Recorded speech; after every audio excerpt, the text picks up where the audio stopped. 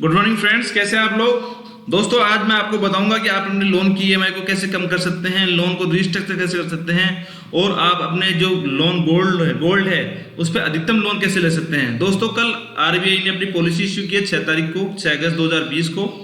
उस पॉलिसी के अंदर बहुत सारी बातें की गई हैं, लेकिन मैं आपके पॉइंट ऑफ व्यू से और इम्पोर्टेंट पॉइंट ऑफ व्यू से भी दो बातों पे आपके साथ डिस्कस करूंगा। पहला गोल्ड लोन और दूसरा लोन रीस्ट्रक्चरिंग। ये दोनों इंपॉर्टेंट पॉइंट है दोस्तों।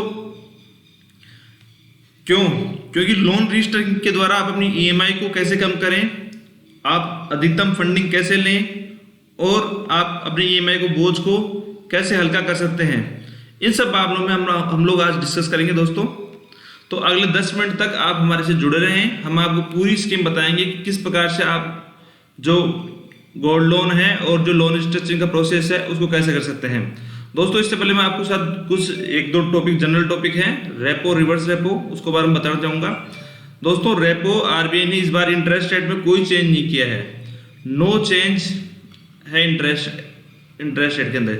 यानी जो पॉलिसी उन्होंने थी एग्जिस्टिंग पॉलिसी उसी को कैरी किया है, सिवाय कुछ इंपॉर्टेंट पॉइंट के जो मैं आपके साथ आगे डिस्कस करूंगा। तो रेपो हमारी 4% है, रिवर्स रेपो 3.35% है। रेपो क्या होती है दोस्तों? जब आरबीआई बैंकों को पैसा देता है, आरबीआई से पैसा ट्रांसफर होता है बैंकों के पास, बैंकों की अपनी जो फंडिंग की रिक्वायरमेंट होती है उसके लिए बैंक जाते हैं आरबीआई के पास में। आरबीआई उनको शॉर्ट टर्म लिक्विडिटी जारी करता है, किसके बदले? गवर्नमेंट डेटेड सिक्योरिटी के बदले। बैंक आरबीआई को सिक्योरिटी देते हैं, उसके बदले आरबीआई उनको पैसा देता है और इसकी रेट जितनी कम होगी उतनी कम रेट के ऊपर बैंकों को पैसा मिलता है और उस पैसे का पास ऑन आगे कस्टमर को होता है। ठीक है फ्रेंड्स। रिवर्स रेपो में क्या हुआ? जब बैंकों के पास अधिकतम पैसा आ जाए ज़्यादा और उनके पास एक अच्छा ऑप्शन नहीं मिले लोन देने के लिए, तो बैंक अपना पैसा वापस आरबीआई के पास जमा करा देते हैं या एक्स्ट्रा पैसा जमा करा देते हैं आरबीआई के पास में, जिसके बदले आरबीआई उसको 3.35% इंटरेस्ट रेट देता है। रिवर्स रेपो की इंटरेस्ट रेट हमेशा रेपो से कम रहती है। ठीक है, यहाँ पे आप देख पा रहे हैं रिवर्स रेपो 3.35% है और रेपो 4% है। दोस्तों कोरोना आने के बाद में आरबीआई ने अपनी जो पिछली 2 पॉलिसियों की समीक्षा की, मॉनेटरी पॉलिसी की, उसमें इन्होंने रेपो की रेट को बहुत कम किया है। पहले ये रेपो रेट 7% थी, फिर 6, 5 और अब ये 4% के आसपास आ चुकी है। ठीक है फ्रेंड्स, तो ये है रेपो और दूसरा रिवर्स रेपो। अब हम बात करते हैं इंपॉर्टेंट एस्पेक्ट्स जिसके जो हम लोगों ने पहले चर्चा की, गोल्ड लोन की और लोन रिस्ट्रक्चरिंग की। तो दोस्तों इस पॉलिसी के अंदर आरबीआई ने एलटीवी रेशियो को बढ़ा दिया है। एलटीवी रेशियो पहले कितना परसेंट था? 75%। अब एलटीवी रेशियो कितना हो गया? 90%। इसका मतलब क्या है? इसका मतलब आप यह समझिए कि अगर 6 अगस्त को, अगर ये भास्कर की कोट है, अगर आप 6 अगस्त को 1 लाख का गोल्ड लोन लेने जाते हैं तो आपको 75,000 रुपीज़ आपको मिलते हैं। अगर आपने 1 लाख का गोल्ड प्लेज किया, गिरवी रखा, उसके बदले आपको 75,000 मिल रहे थे बैंकों से। 7 अगस्त को यानी आरबीआई पॉलिसी के बाद में आपको ये मिलेगा 90,000। इसका अर्थ क्या हुआ कि गवर्नमेंट ने जो रिजर्व रेशियो था इसका एलटीवी का, उसको बढ़ा दिया है। यानी अब 10% का रिजर्व रख के बैंक लोन दे सकते हैं आम आदमी को। अब ये कब तक है दोस्तों फैसिलिटी? ये फैसिलिटी 31 मार्च 2021 तक। ठीक है। अब इससे क्या होगा? इससे ये होगा कि आपका जो एग्जिस्टिंग लोन है उसी लोन पे आपको ज़्यादा पैसा मिल जाएगा। ठीक है दोस्तों, आपको ज़्यादा पैसा मिलेगा तो आपके पास में क्या होगा? ज़्यादा लिक्विडिटी आ गई। तो अगर आपका व्यापार डिस्टर्ब है, कोरोना की वजह से आपकी नौकरी चली गई है या आपको कोरोना की वजह से और किसी प्रकार का डिस्टर्बेंस आया है आपकी जीवन शैली के अंदर, तो आप गोल्ड के थ्रू लोन लेके अपने वो जो टेम्परेरी डिफिशियंसी है उसको मीट आउट कर सकते हैं। तो ये था गोल्ड लोन के बारे में जो इंपॉर्टेंट बदलाव किए गए हैं आरबीआई पॉलिसी के अंदर। ठीक है फ्रेंड्स, अब हम बात करते हैं लोन रीस्ट्रक्चरिंग की।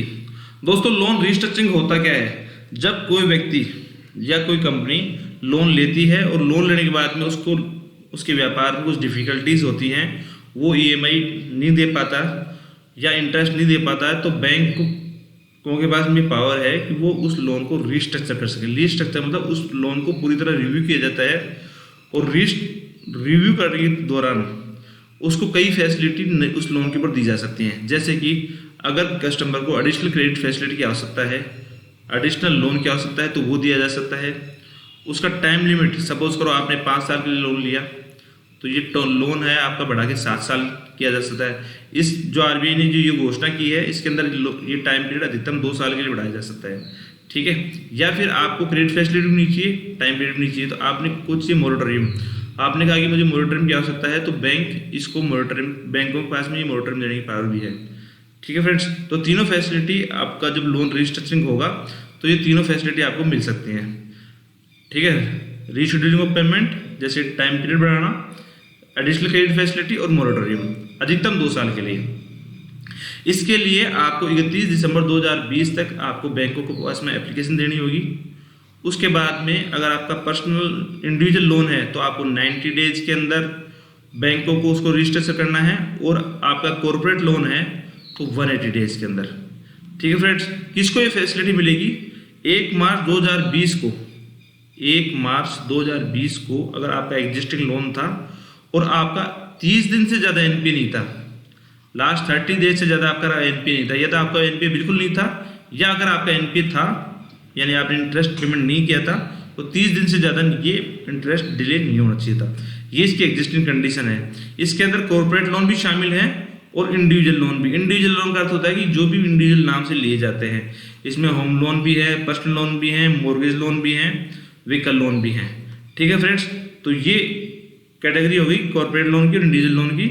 मैंने आपको बताया कि लोन रिस्ट्रक्चरिंग की फैसिलिटी आरबीआई ने सभी लोनों के लिए दी है। लोन रिस्ट्रक्चरिंग के अंदर आपको एडिशनल क्रेडिट फैसिलिटी मिल सकती है, मोरेटोरियम मिल सकता है, या आपका रीशेड्यूलिंग हो सकता है पेमेंट का। आपकी ईएमआई, अगर आपका रीशेड्यूलिंग होगा तो आपकी ईएमआई नीचे आ जाएगी।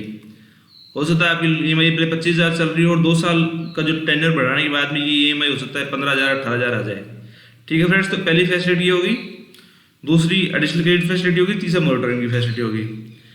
इससे पहले आरबीआई ने सभी लोगों के लिए मोरेटोरियम दिया था, पहले 3 महीने के लिए दिया गया, उसके बाद अगले 3 महीने के लिए दिया गया। तो इस बार की पॉलिसी में आरबीआई ने मोरेटोरियम के लिए कुछ भी नहीं कहा है, और उसके बदले उन्होंने loan one time loan restructuring की फैसिलिटी दी है, ठीक है फ्रेंड्स। तो इसकी लास्ट डेट क्या है? 31 दिसंबर 2020, और 90 डेज के अंदर बैंक को इसको रिवोक करना है, मतलब अप्लाई करना है। कॉर्पोरेट लोन के लिए 180 डेज। ये द हिंदू की न्यूज़ है जिसमें सारी डिटेल दी हुई है कि bank allowed to restructure stress corporate and MSME loan, relief for individual borrower at bank description, और नो एक्सटेंशन इन मोरेटोरियम। जो 31 तारीख को पूरा हो रहा था उसमें कोई एक्सटेंशन नहीं दिया गया है। Borrowing of gold limit relax, ये भी मैंने आपके साथ डिस्कस किया है कि बोरोइंग, जो गोल्ड लिमिट की बोरोइंग थी वो आप साथ में जो एलटीवी रेशियो है वो इंक्रीज कर दिया गया है।